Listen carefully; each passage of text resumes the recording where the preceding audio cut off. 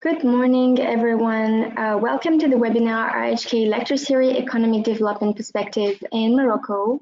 I would please ask you to wait a few minutes so the other participants can join us. Thank you very much.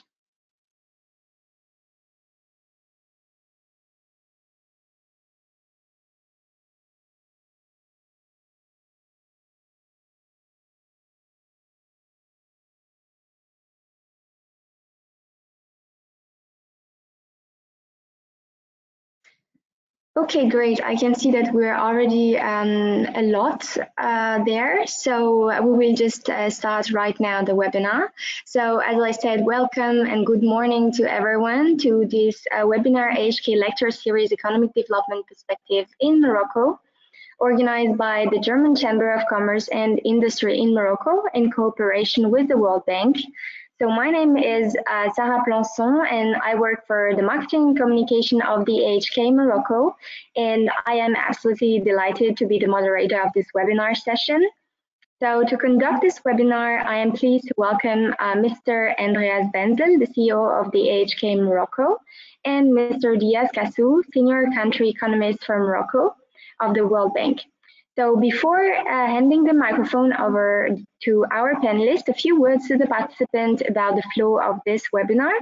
So after the presentation of our experts, a question and answer session will be held. For your information, all your microphone and cameras are switched off in order to not disturb the presentation. And if you would like to ask any question or make a comment, please feel free because the chat is at your disposal. So the AHK team will immediately respond to you, and I will read at the end of the session your question out loud to our experts. Thank you very much for your attention, and I now give the floor to Mr. Benzel for a brief introduction. Yeah, thank you very much, dear Sarah Plançon, for your introduction and for the mot de bienvenue. I'm delighted to welcome you to today's AHK Lecture Series Economic Development Perspectives in Morocco. AHK Lecture Series of AHK Morocco in cooperation with the World Bank Group. We already did a similar webinar last year, and I'm very delighted to continue this fruitful cooperation with the World Bank Group. And I would also like to welcome Monsieur Javier Díaz-Cassou, the expert of the World Bank, who will later in this webinar give us some insights from a World Bank perspectives on the economic development perspectives in Morocco. I want to just use this opportunity to, from our side, update you on the latest investment and trade figures between Germany and Morocco. First of all, bilateral investment relations. Germany is to a certain degree, or was, a latecomer when it comes to investing in Morocco. You see on your right-hand side, 2010, we only had an investment stock of 0.2 billion euro, but there was a massive increase by more than 600% just for 2010 to 2019. So we arrived at a German direct investment stock in Morocco 2019 of 1.3 billion euro. As of today, Morocco is the second most important investment destination of German business on the African continent, after South Africa, ahead of Egypt.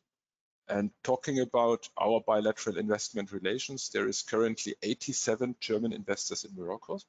Obviously, there is more German companies in Morocco, but with German investors in Morocco, we mean companies that at least invested 5 million euros in the country. So this is how this number comes together, 87. All in all, we have a figure of German companies in Morocco of 150 to 160. But already these 87 investors created a turnover in 2019 of 2 billion euros and employ 35,000 employees in Morocco, meaning a quite important contribution to the economic development of Morocco. And speaking about the sectors, this is mainly the automotive industry, which became more and more important over the last few years. And in the meantime, quite some German component manufacturers have installed themselves in Morocco, specifically serving European value chains of the automotive industry.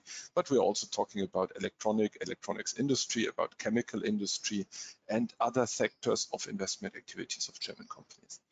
Coming to the next slide, I want to highlight a bit the bilateral trade relations. Also here, seeing a long-term perspectives, we see quite a positive development between 2010 and 2020. Even more so when it comes to Moroccan exports to Germany, and this is the good news from a Moroccan perspective. Indeed, there is still a trade deficit for Morocco in the bilateral commercial exchange with Morocco and Germany. However, Morocco is more and more able to close the gap. Moroccan exports to Germany are less and less agricultural products, but more and more industrially manufactured products. In 2020, Moroccan exports to Germany reached a new record high of 1.4 billion euro. This was, in relation to 2010, an increase of 120%, whereas in the same time also German exports to Morocco increased by roughly 39% to reach 1.9 billion euro. But this was 2020, a year that was massively impacted by the COVID situation, which began to have an impact from March 2020. Looking to the next slide, and that's very interesting now from a 2022 perspectives. We've released the figures, the trade figures 2021 last week, as they became available by the German Federal Office of Statistics. And the German exports to Morocco, as well as the Moroccan exports to Germany, continued to climb. We had a little dip in 2020, as I've just mentioned, caused by the COVID situation. And despite a challenging political environment last year, we see that both German exports to Morocco and Moroccan exports to Germany increased significantly between 2021 and 2020. German exports by about 15%, Moroccan exports by about 13%. And with German exports now standing at 2.2 billion and Moroccan exports to Germany standing at 1.6 billion euro, we've realized a record here in our bilateral trade partnership since the beginning. So we at the Chamber, we are very optimistic that with further amelioration of the political situation, as well as a COVID situation that might hopefully become more stable, that we will see more activities in the framework of the German-Moroccan partnership in the future. And this would be my last slide. I want to just mention some topics and some highlights that I think will be determinant factors for defining the German-Moroccan trade and investment relationship in the future. This is obviously the automotive sector. I think for the automotive industry, Morocco will be ever more an interesting investment destination. And as of today, we are not only talking about the manufacturing of components, we are talking about research and development, and we are talking about the offshoring of engineering services. So this will be interesting to see what the future brings. This holds true in the wider framework of nearshoring, meaning that specifically with the impact of the COVID situation and the experiences that have been made, not only German, European companies in general, but also specifically German companies are looking to diversify their partnerships, to diversify production locations, to minimize risks in logistics chains. And that's true for the automotive industry, yes, but also for other industries, the chemical industry, the electronics industry. I think Morocco is very well positioned to profit from the fact that European German companies are actually seeking to minimize risks in logistics and value chains and to diversify their value chains, as Morocco, with all its advantages we know of, is very well positioned to be a potential investment destination for several industries in this regard. Two other topics I briefly want to mention is Industry 4.0. I think all that is automation, Internet of Things, digitalization will have a heavy impact on Morocco's industry in the following months and years, all in the wider framework of sustaining or building Moroccan industrial competitiveness.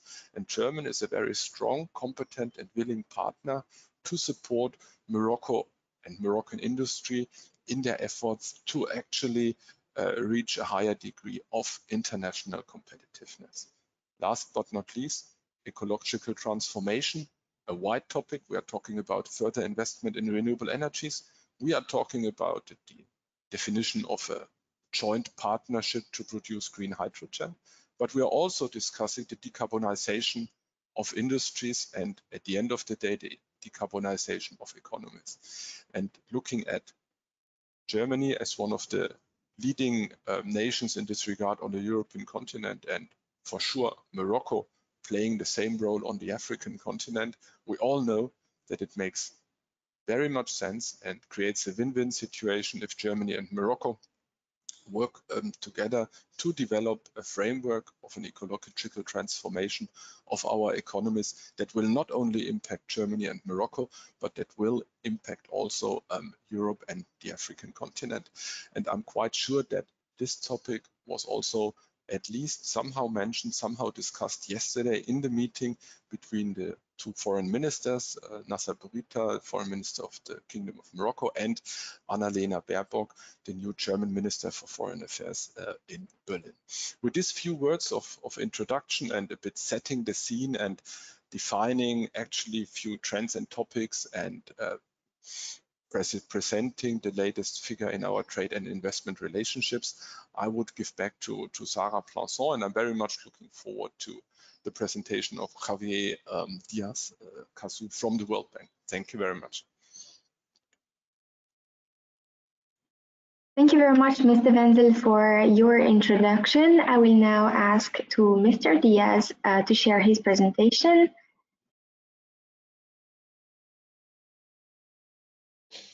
Good morning, everybody.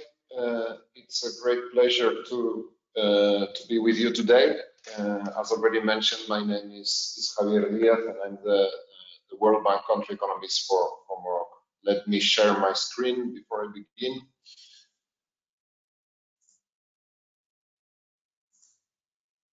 Can you see the?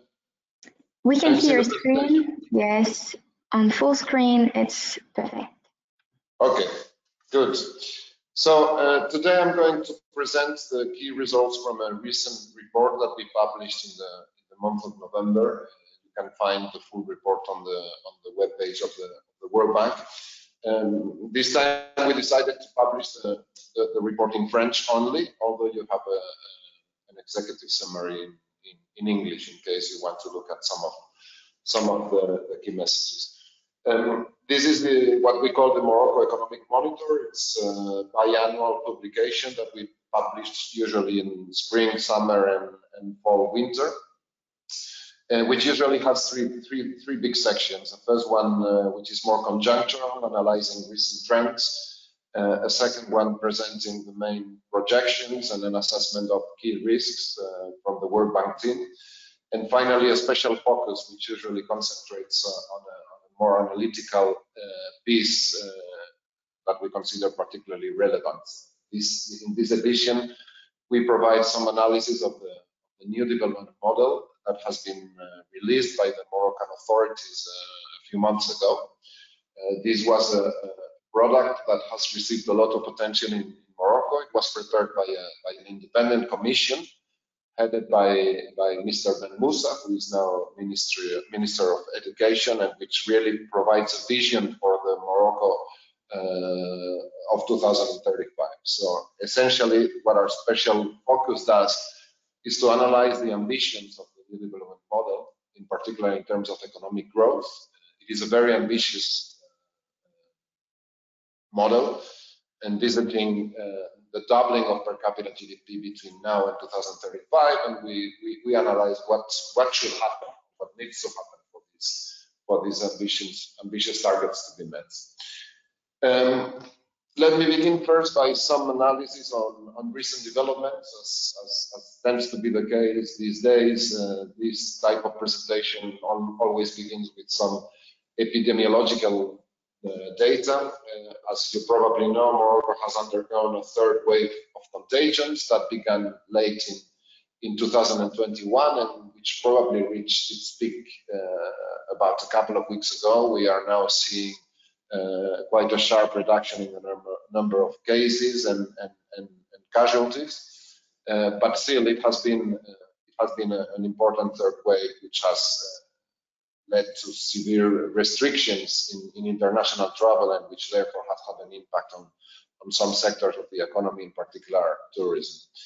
If we look at the entire period of the pandemic, which which we can see in the graph to the right of my slide, what we see is that Morocco has been less affected than its neighbors. This is especially clear if we compare Morocco with its neighbors on the northern shore of the Mediterranean, but also if we compare Morocco with other countries in the Maghreb, such as Tunisia. And Morocco is also the country that has had less cases, less contagions than the world on average.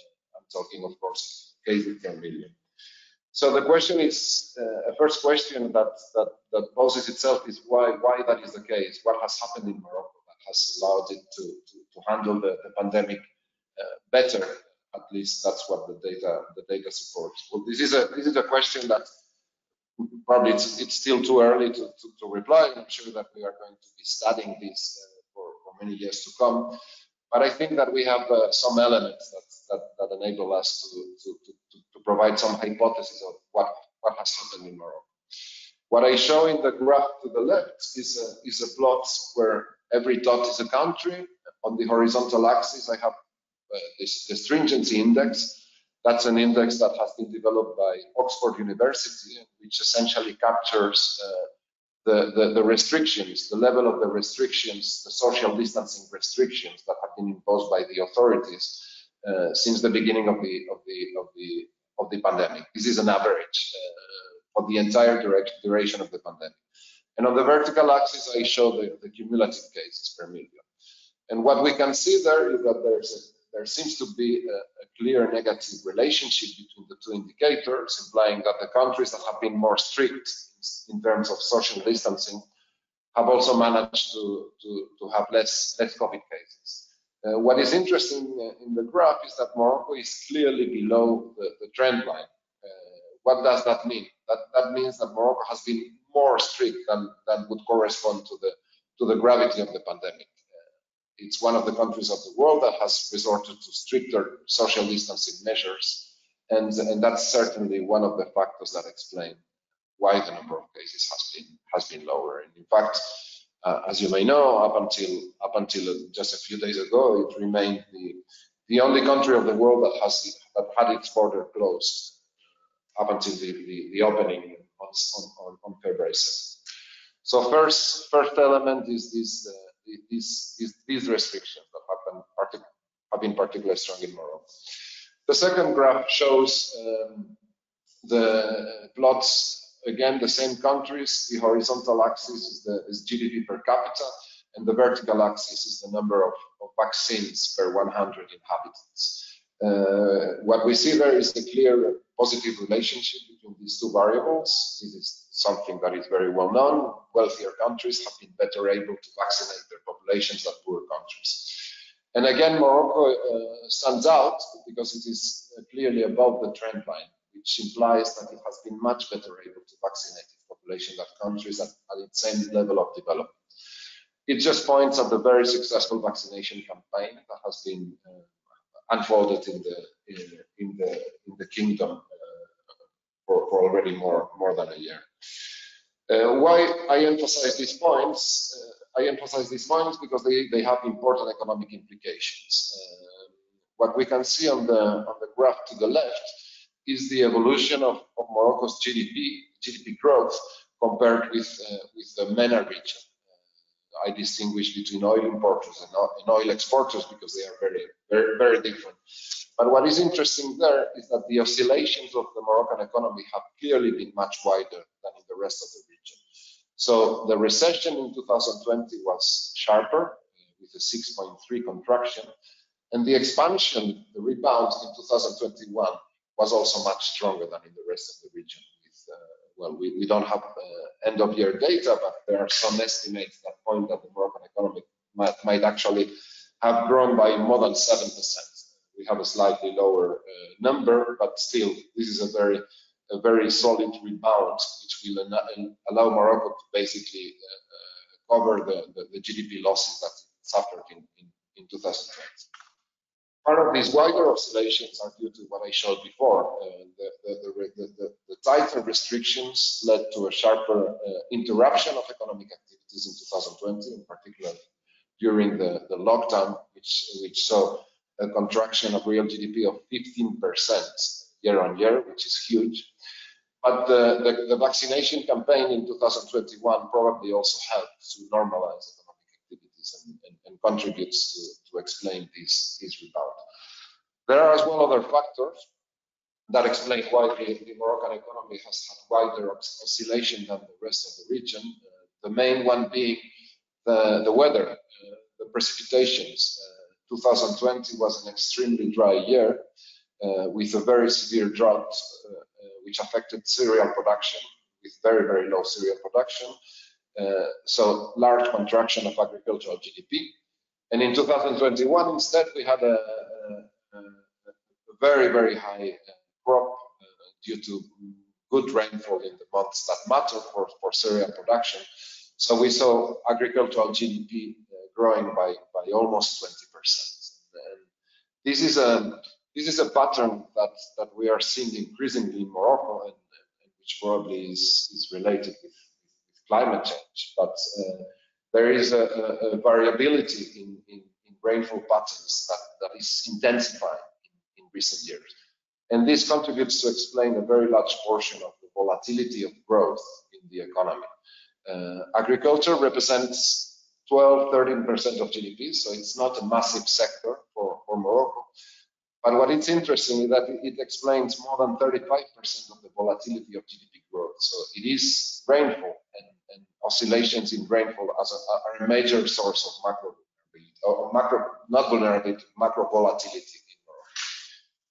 In the graphs, in the graph to the right, what I show is the twin deficits of the Moroccan economy. As you may know, Morocco has been running for quite some time both the current account deficit and the budget deficit. What we saw last year was a very large reduction in the current account deficit from 3.7% of GDP to 1.5% of GDP.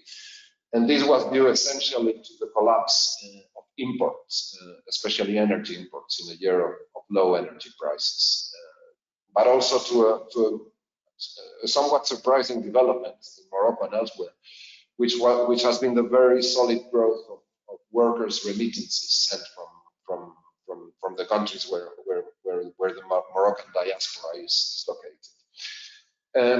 We have also seen quite a sharp increase in the budget deficit from around 3.7% of GDP to more than 7% of GDP. This has happened pretty much everywhere in the world as a result of the collapse in revenues, but also counter-cyclical measures that the authorities adopted in order to mitigate the impact of the shock. Nonetheless, what we see in Morocco, if we compare with the rest of the MENA region, is that this increase in the budget deficit has been somewhat mild, which points to what I believe is quite a cautious management on the part of the Ministry of Finance in order to avoid an excessive increase in the level of debt. A key feature, a key characteristic of the recovery last year was that it was very highly asymmetric. And that's we can see in the various components of GDP, both from the supply side and from the demand side. The various sectors of the economy have been impacted asymmetrically, and the various components of aggregate demand have been impacted very asymmetrically as well. That is what we observed, especially in 2020. What we are seeing now in 2021 is a certain convergence. It seems that all the components of supply and demand are beginning to be more synchronized. But still, this shows that the various sectors have been affected with different intensity. And that's very important to understand the dynamics, the recent dynamics. What we observed at the beginning of the pandemic is that the manufacturing sector was less affected. It was highly affected during the quarter of the pandemic, but then it recovered quite quickly. As we can see on the graph of the left, and then what we see is that in 2021, instead, it was the very strong recovery of the primary sector, agriculture, which mattered most. In the case of the services sector, we see that the economy, that the sector is still below pre-pandemic levels, which essentially is showing the weakness of the tourism industry, which has yet not recovered from the crisis, and which is still undergoing the consequences of the tight restrictions that have been adopted by the authorities. There was a recovery on the third quarter of 2021. There was a strong increase with respect to 2020 in the number of tourists that traveled to Morocco. But again, we don't have that data yet for the fourth quarter, but clearly the travel ban in December has affected the end of year campaign, which is very important. On the demand side, we see that the most resilient components of aggregate demand has been government consumption. This essentially shows the counter-cyclical measures that have been adopted by the authorities to sustain the economy in this difficult time. The other components of aggregate demand have taken more time to recover, but there is a clear rebound towards the end of 2021. On the fiscal side, I already mentioned that, as elsewhere, Morocco has suffered a deterioration in its fiscal accounts, with the deficit that reached 7.6% of GDP in 2021. Again, if we compare that with most of the other countries of the world, not only in the region but elsewhere, we see that the increase in the deficit has been somewhat milder in Morocco, especially if we compare with advanced economy, which have been, of course, very active in the adoption of counter-cyclical measures. We also see an increase in the level of public debt, of course, which is due to the combined effect of the deficit, but also to the recession. So we have a level of public debt that increased from less than 65% of GDP in 2020 to 2019 to 76.4% in 2020, reducing somewhat in 2021. The reduction that we saw last year is mostly due to the fact that the year had been partly pre-financed by a very large issuance in bond markets in December 2020. So this is already quite a considerable level of public debt. It is above what is considered prudent for emerging markets. Usually, the 70% of GDP benchmark is used as sort of like an upper limit of what should be considered prudent for emerging countries. However, there are various factors that very much limit the vulnerability that comes from this high level of debt in Morocco, which is mostly related with the structure of Moroccan debt. Moroccan debt it's mostly denominated in dirhams and is mostly issued in domestic markets. External debt is still low. It's about 25% of GDP. So, and it's mostly long-term and at fixed rates. So this implies that even though the overall level of debt is relatively high, its structure is comparatively very strong. This is why both the World Bank and the IMF concludes in our assessments that Morocco's debt is clearly sustainable. And although at some point Morocco will have to enter a fiscal consolidation process, the sustainability of debt is not a matter of concern. Focusing on the external accounts, what we see there again is a very asymmetric recovery of the various components of the current account. As we can see, the most surprising, maybe, or at least surprised many economic analysts, was the behavior of remittances, which has been incredibly strong. Last year, remittances in Morocco reached almost 10% of GDP. So it's much more than what the country receives in foreign direct investment, and even in financing, in debt. So the 10% of GDP is a very strong figure, which has enabled the country to improve its current account balance, as I mentioned, and which is becoming an important force for the economy as a whole, because it is behind as well the recovery in private consumption that we saw towards the end of last year. We also see quite a solid recovery in the export of goods, in particularly manufacturing goods. As mentioned before by our colleague, the recovery in industrial export has been very strong, and Morocco is clearly positioning itself in a number of sectors which are important, such as the automotive industry, and the export of these products have benefited from solid growth in advanced economies last year. Imports fell sharply during the pandemic and have only recovered more gradually, but the increase in imports have gathered pace in recent months, mostly due to the evolution of energy prices. Morocco is an importer of energy, and of course the rise in oil prices is having an increasing impact on the balance of payment, and will lead to a new increase in the current account deficit in 2022. And of course, the element of the balance of payment which remains more depressed is tourism revenues. I already mentioned it.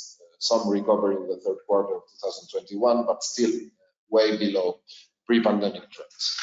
An important aspect that I would like to emphasize is what we can see on the graph to the right, is the fact that official reserves, international reserves, have increased quite markedly during the COVID crisis. Today stand at more than $35 billion, which is a very solid position. It's a very important buffer against external shock, which underpins macroeconomic sustainability in Morocco.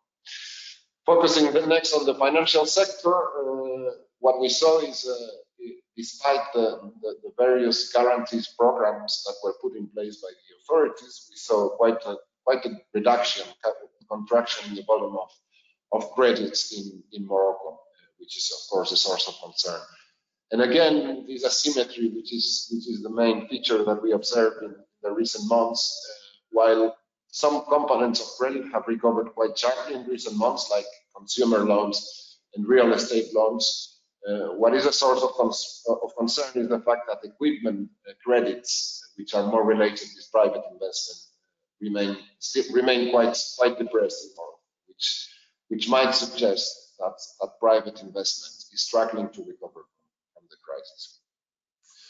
Another aspect that I would like to emphasize is the fact that the quality of the assets of the banking system has been affected by the crisis. The pressure that the crisis has had on the balance sheet of households and corporates has led to an increase in non-performing loans. And what we see is that the non-performing loans currently stand at close to 8.5% of total credit, which is relatively high. And there are reasons to fear that this ratio of non-performing loans might increase further unless economic growth really solidifies in the months and quarters to come. Finally, some points on the risks and challenges facing the Moroccan economy. Well, of course, the pandemic is not yet over. There is still risk that new variants might affect international travel and hence the recovery of the tourism sector, which is important for Morocco.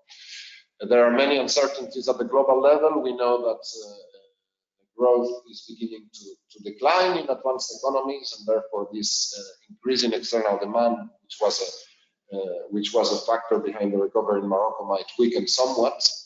We know as well that the guarantee schemes that were put in place by the authorities to sustain credit might constitute a fiscal risk, because many of these loans are at risk of defaulting, and therefore the government would have to absorb these loans given the guarantee schemes that have been put in place. Again, what I mentioned before, the risks in the financial system are still very clear, and there might still be a surge in corporate bankruptcies and loan defaults. So with this, I'm going to focus now on the more structural part of the report, which, as I mentioned, analyzes the new development model that has been disclosed by the authority. I don't know if you had time to go through this new development model. It's the document of the new development model. It's a fascinating piece, which is very, very candid about the challenges facing the Moroccan economy, and which provides a clear roadmap for the next 15 years. So I recommend that you have a look at it, because it's as I said, surprisingly candid about many of the challenges and of the shortcomings of the Moroccan economy in recent decades. It's also a very ambitious document. It establishes very strong objectives in many areas, and in particular in terms of economic growth. What the NDM proposes is to double Morocco's per capita GDP between now and 2035. That would imply a very fast acceleration of economic growth in Morocco. According to our calculations, in order to meet that objective, Morocco would have to grow on average by 6.7% between 2022 and 2035. So the question that we asked ourselves is, how achievable is that? And which are the policies and the reforms that could have a larger dividend in terms of economic growth that would bring Morocco closer to reaching the objectives of the new development model? To do that, we applied various methodologies, a combination of methodological approaches. First of all, we decomposed historical GDP growth in Morocco to analyze what have been the main drivers of growth and what have been the main constraints of growth in Morocco. Then we compare Morocco with a set of what we call aspirational peers, which essentially are the countries that today have the level of per capita GDP that the kingdom aspires to reach by 2035. And we analyze where are the key differences between Morocco and these countries using a number of international indicators. Then what we do is to take a broader perspective and analyze episodes of accelerated growth in the world economy. We identify the cases of developing countries that have managed to double per capita GDP in a period of 30 years, as the kingdom is aspiring to do between now and 2035. And finally, we do a number of macroeconomic simulations. For that purpose, we use a growth accounting exercise. So I'm going to present the key messages from this analysis. First of all, some history. What has happened in the last couple of decades in Morocco? Well, as opposed to the 1980s and the 1990s, which were periods marked by macroeconomic instability in Morocco, over the last 20 years, the economy has grown every year. There has been a sustained growth of the Moroccan economy, quite a stable growth of the Moroccan economy for close to 2 decades until the COVID shock. And this allowed GDP to essentially double, to increase by 125% between 2000 and 2019. So that's quite substantial. I mean, it's very significant, especially if we compare it with the recent past of the economy. And it's also very high if we compare it with the rest of the MENA region. That's what I show in the graph to the left. We see that Morocco grew much more than the average in the MENA region and much more than the other countries in the Maghreb, Algeria, Lebanon, and Tunisia. However, if we take a broader perspective and we compare Morocco with the average lower middle income category of countries in which it is, we see that the results are not so strong.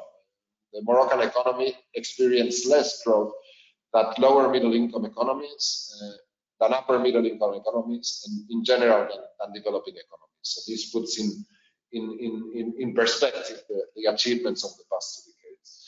The graph to the right shows per capita GDP, the evolution of per capita GDP since 2020. The dotted line is Morocco, and what we can see there is that per capita GDP increased by close to 70%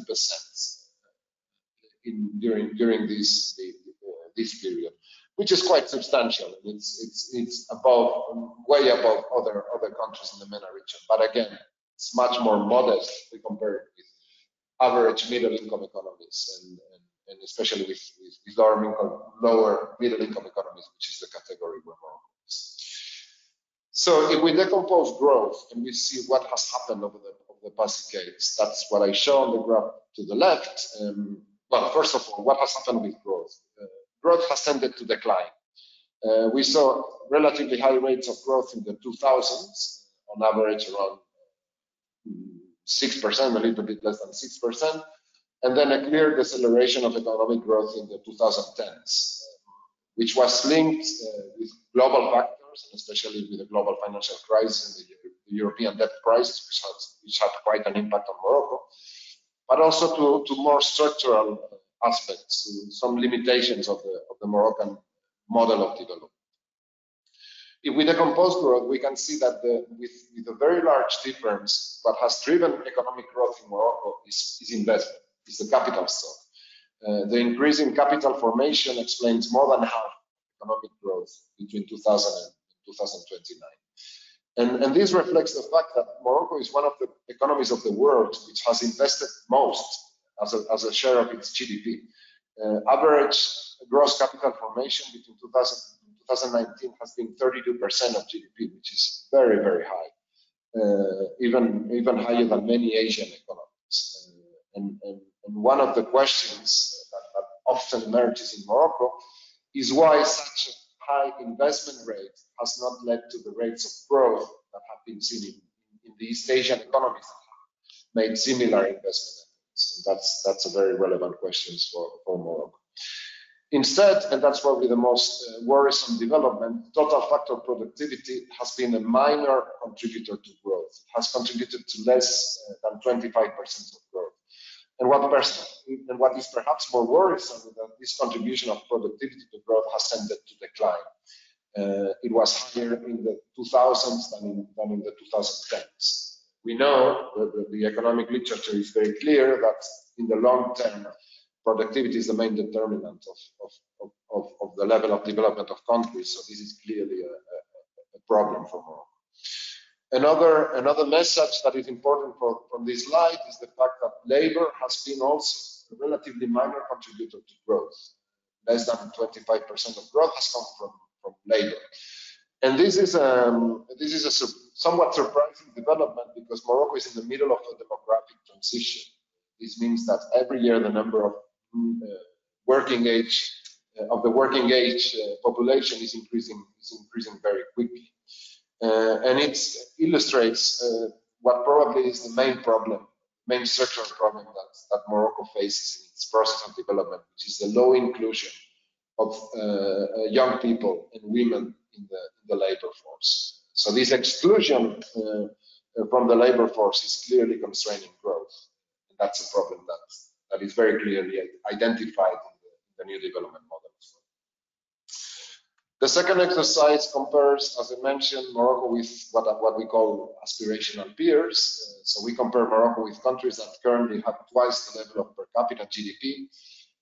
So we looked at which are these countries, and we excluded countries that are very different because for instance, because they depend on the export of a given raw material, which is not the case of Morocco. So the aspirational peers that we selected are the ones I show in the slide: Albania, Bosnia, Brazil, Colombia, and North Macedonia.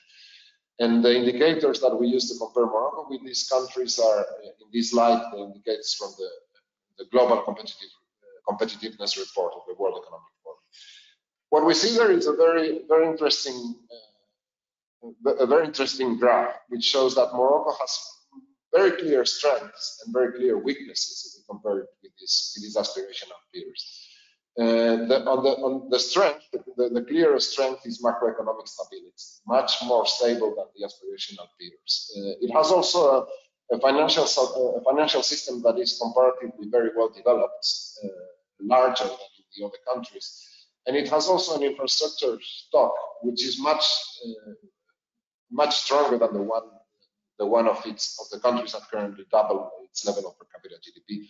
And this endowment of infrastructure is a result of the large public investment that I mentioned on the slide before.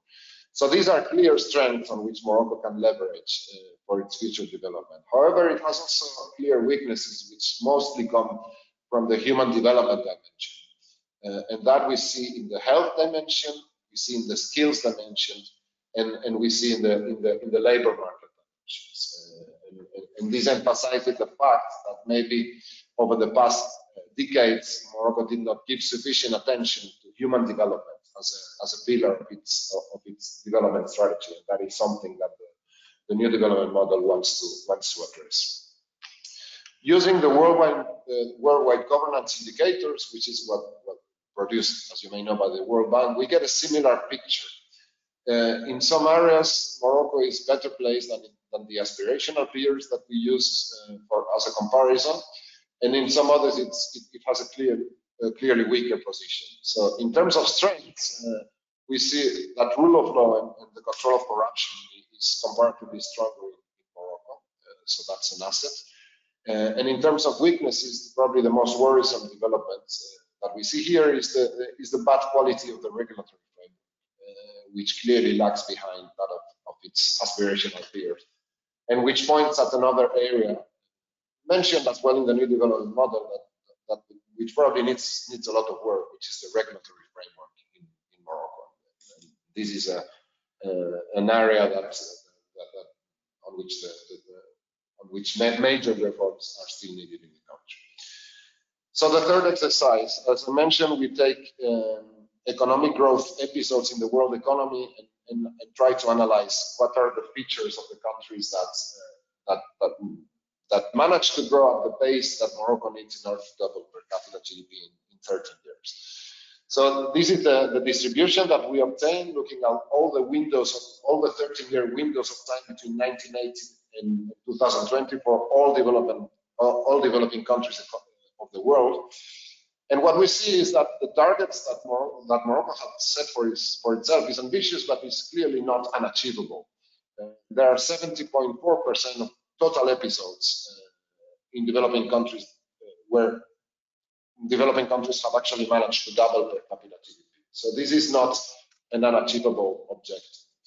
So the question is, what are the characteristics of these countries that have managed to double per capita GDP, and how does Morocco compare with those countries? The first thing we did was to compare the initial level of development of Morocco if compared with these other high growth episodes in the world economy.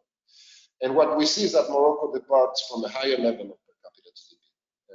And this is probably an obstacle to reaching such an accelerated growth, which is, as we know, and this is a clear result in development economics, as countries develop, it tends to be increasingly difficult to sustain higher rates of economic growth. This is what is often called in the literature the middle income trap.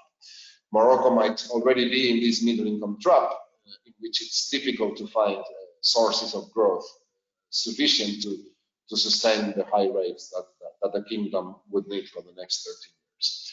Another key message when comparing Morocco with the other high growth episodes is that all the countries that manage to go through such episodes have gone through very, very strong process of structural transformation. What does structural transformation? It essentially means a transfer of factors of production from the primary sector of the economy to industry or services.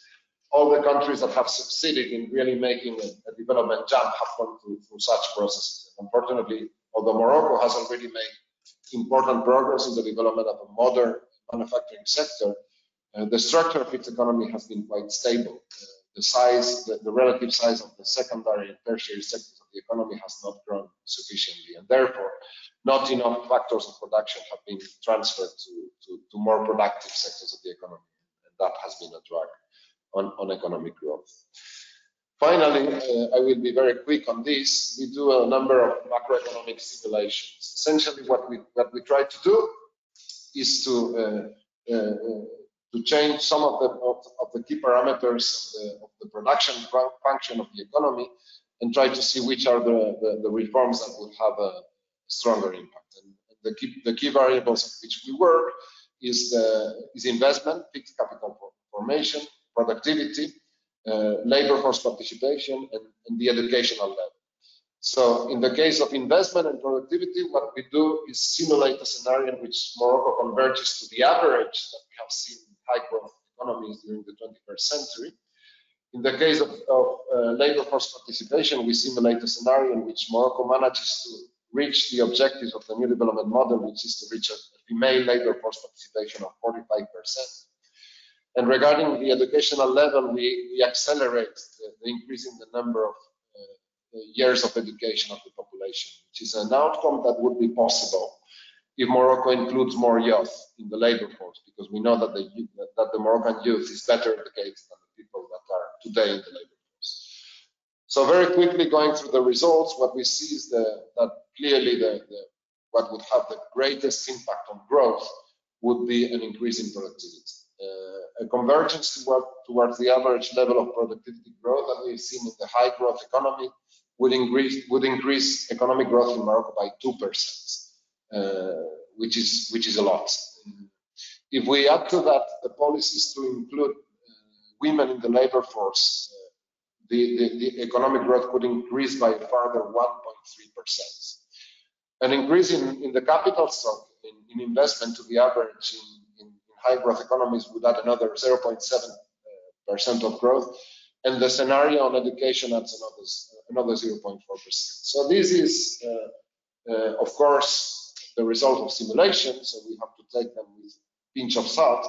But I think they give a clear idea, and I think that's the main message that we want to emphasize in the report, which is to say that the objectives of the NDM are within reach. They are possible. Morocco could get to the rate of growth of 7% per year.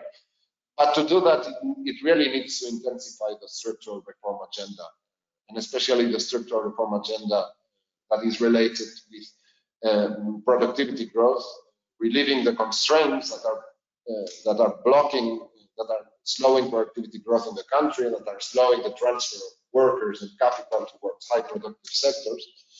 And also it has to deal with the weaknesses of the labor market and to include women in the labor force, which is a major force, a major potential force for economic growth.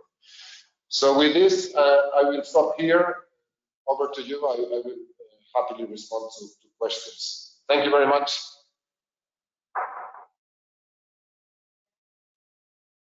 Thank you very much, Mr. Diaz, for your presentation and all your insights.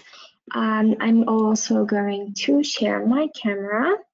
And we are now going to start a Q&A session, and I will read your question out loud that you wrote in the chat.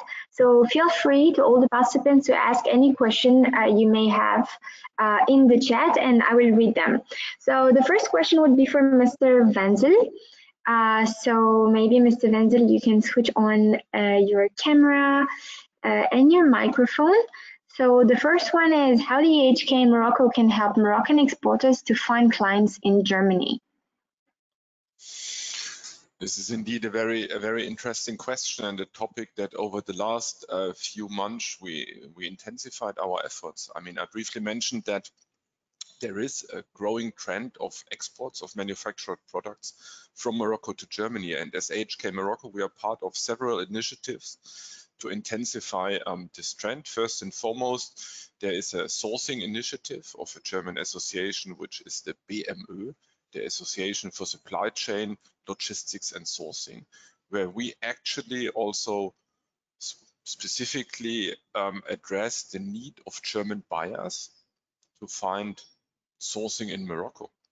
But this is a project activity. But further to this, in the framework of our services offer, we as AHK Morocco could work together individually with Moroccan companies, with Moroccan exporters, to analyze potential market entry strategy into Germany, to find partners and or clients in Germany.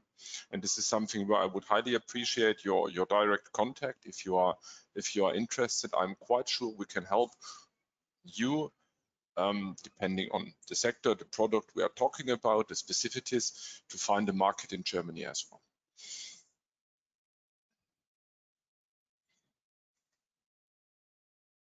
Thank you very much, Mr. Wenzel, for answering this question. So please let me read the next one. So the next one is from Mr. Yunus, who says, is it fair to say that corruption could be one reason to explain why high investment didn't lead to higher growth as compared to Asian countries? He said, coming from a Moroccan fellow. And two's improved governance model could lead to meet NDP goals. I think that might be a question for Mr. Diaz. Thank you. Well, I think that the main reason why high levels of investment have not led to the rates of growth that we have seen in Asian economies is that the private sector in Morocco is still facing many constraints, and that is why the multiplier effect of that investment has been weaker. In my view, the main constraint comes from the competition framework. As we have emphasized in many reports of the World Bank, the Moroccan competition framework is very limited. It's very difficult for firms to enter markets, to grow in markets, and to challenge incumbents in markets. There are large SOEs, state-owned enterprises that participate in markets, and that also makes it difficult for new firms to enter and thrive. And this is probably, at least in terms of growth, one of the main structural problems facing the Moroccan economy. And I would say that this is a key issue. Then, of course, one could argue that this investment has not had the impact that it could have had, because the projects that were selected were not the most impactful. But that's difficult to answer. Difficult to answer that question. Difficult to come up with a counterfactual. Maybe if I can add one point, because I found it very interesting, Javier, that you've indeed mentioned kind of like the integration of the local economy with international investment. And I think that's basically the challenge we are seeing.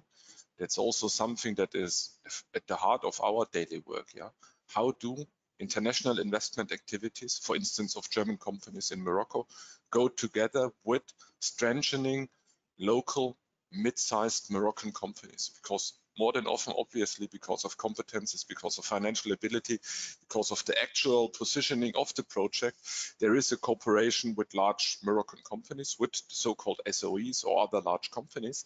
However, we need to find ways to actually mobilize medium-sized Moroccan companies to be able to grow, to be able to be integrated into the value chain activities of international investment in the country, and at the end of the day, even be able to export. No? And this basically goes to the question the colleague already addressed to me. What can we also as a chamber do to at least provide a platform and address the needs of Moroccan companies to be integrated in partnership with German companies to grow together? And this is when, for instance, I've highlighted the topics of Industry 4.0, when I've highlighted the topics of decarbonization. How can we as German business, obviously following our own business interests, however, be a partner in terms of realizing larger competitiveness of Moroccan companies? Maybe just to add this thought from my side, but I find this a very important and very relevant discussion. Thank you. Thank you very much, Mr. Wendel, Mr. Diaz. So there is already next questions. So we have a question from Mr. Reiner saying, how do you see the large investment in automated factories in few concentrated free zone compared to the need to include a large number of youth and women in the economy, especially in big cities and rural areas? Okay, so this is like a large question that I think we can split. Maybe the World Bank can start. Sorry? Maybe the World Bank can start. Yes, Mr. Diaz, maybe you can start to answer this question. Should I reread it again for you? Yes, please. Yeah, so the question is, how do you see the large investment in automated factories in few concentrated free zone compared to the need to include a large number of youth and women in the economy, and especially in big cities and rural areas? Well, I think that this question is again related with what was discussed before. I mean, Morocco has been very successful, or relatively successful, at integrating into global value chains. And this is why we see the hubs that are emerging, the industrial hubs that are emerging in these free zones, but elsewhere, and some sectors that have become very competitive. The key challenge is integrating these firms with local value chains. because unfortunately these large industries are not creating enough jobs. They are a great contribution to exports, they are a great contribution to foreign exchange, but they are adding few jobs to the economy. And this is why, as I mentioned in my presentation, we see the problems, the low levels of participation in labor markets. So this is unlikely to change in the sense that these large companies that are export-oriented, that are automated, will create jobs, but never at the scale that is needed for the Moroccan economy. And the key is to integrate these companies with the local part of the value chain, with the SMEs that were mentioned before, which are the ones that really can make a difference in terms of employment. How to do that is a crucial question, but clearly developing these SMEs part of the economy is the big challenge for Morocco. Also because, as we have seen in many other countries, this is not only Morocco, in many other countries, what really creates jobs is not really the large firms, it's the small and medium firms, the gazelles, what are called gazelles in Morocco, the high growth small firms that could make a difference, and that unfortunately have not really emerged yet in the Moroccan economy. Yeah, indeed, I fully agree, and maybe to add, I think this is something also the report on the new development model tries to address. This is actually the basic, or one of the basic assumptions. And however, then we need to define a strategy of how to define and how to create local investment, a national investment, and how can we, for instance, profit from an integration of agriculture value chains into international market. How can we intensify efforts there? And how can we generate Moroccan investment in this sense? Or for instance, in the services sector. There's obviously not only call centers, but there's also the offshoring of engineering services, which again is a very high level, high competence area of development. But I think this is something other than what you've already mentioned, Javier, and I fully agree to. How can the Moroccan government, Moroccan authorities intensify their efforts to stimulate local investments, to actually enable Moroccan companies to be able to grow and be able to do business internationally? Because at the end of the day, this is the case in Germany. No? We might talk about Siemens, we might talk about BASF, but large German companies contribute only 5% to German GDP. This is SMEs. Probably a German mid-sized company is a very large company in the Moroccan context, but the contribution of small and medium-sized enterprises to German GDP and to the setup of the German economy is substantial. Germany is not only Siemens, BASF and others, but specifically SMEs. And this is where I think we need to have a dynamic development to restructure the fabric of Moroccan enterprises. Thank you very much, Mr. Diaz, Mr. Wenzel. Now the next question from Mr. El-Boui, asking, is the control of inflation by subsidizing some of the products a break to the growth? Shouldn't the government let the price increase and allow for a more healthy and independent economy? So basically his question is, shouldn't the government let the price increase and allow for a more healthy and independent economy? So I guess that this is a comment on the subsidies, the few subsidies that remain in the economy on flour, sugar, and gas. Well, first of all, just to mention that it's true that these are remaining subsidies, and probably these subsidies are inefficient, and especially the most important one is the gas subsidy, which is also a subsidy on a fuel product, so not very much aligned with best practices in terms of decarbonization and green transition. Nonetheless, Morocco has been quite one of the most successful countries of the world in eliminating fuel subsidies in recent years. In 2014, 2015, most of the subsidies were eliminated, and that was quite successful. And it's not always easy. I mean, if you look around the world, you see what happened now in Kazakhstan, you see what happened in Ecuador a couple of years ago, I mean, eliminating subsidies is a very, very sensitive topic. Morocco has managed to eliminate most, and now there is a bit, there is not much clarity about what will happen with the gas subsidy. But it seems that the government has postponed the plans to eliminate that subsidy. I mean, I can understand why. I mean, you know that it's not a good subsidy to have. You would rather have better targeted subsidies like the allocación familiar, and some other subsidies that are much more efficient. But I can understand why the government is reluctant to do so. Energy prices are very, very high now. So if it eliminated the subsidy, the price of gas for Moroccan households would be very, very substantial, given the increasing inflation that we are starting to see in Morocco.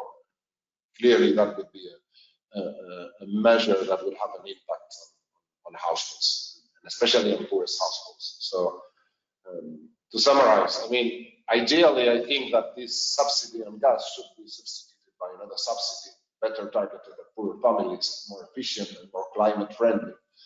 But at the same time, I understand that the current environment, the current situation is not very conducive to taking such a measure. Thank you very much for your answer, Mr. Diaz.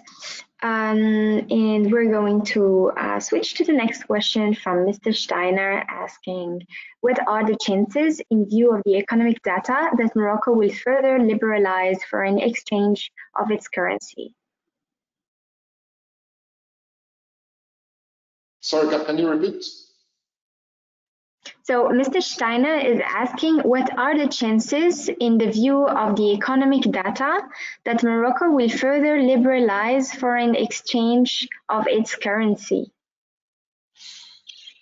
Well, I have no particular insights on this. I don't know if the central bank is planning to eliminate capital controls.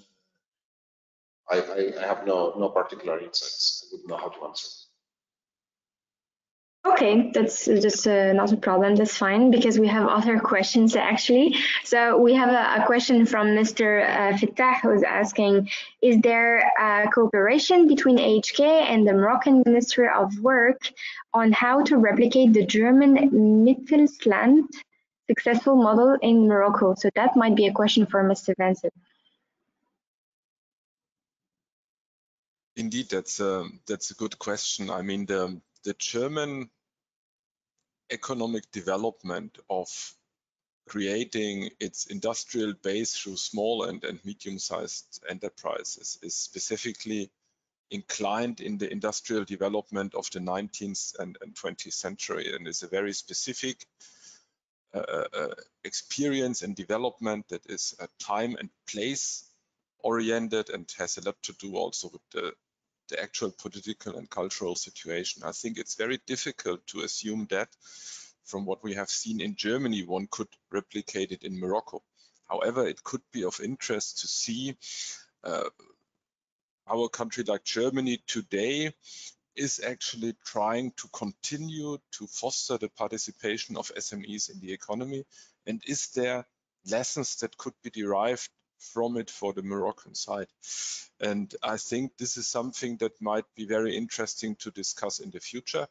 As you all know, unfortunately, in the last few months, nearly a year, we've had a political crisis that also impacted our abilities to cooperate with institutional partners and organizations. We are, and I've already started a few weeks ago, to regain contact and to reinitiate the discussions we had about some of the issues we are particularly interested in.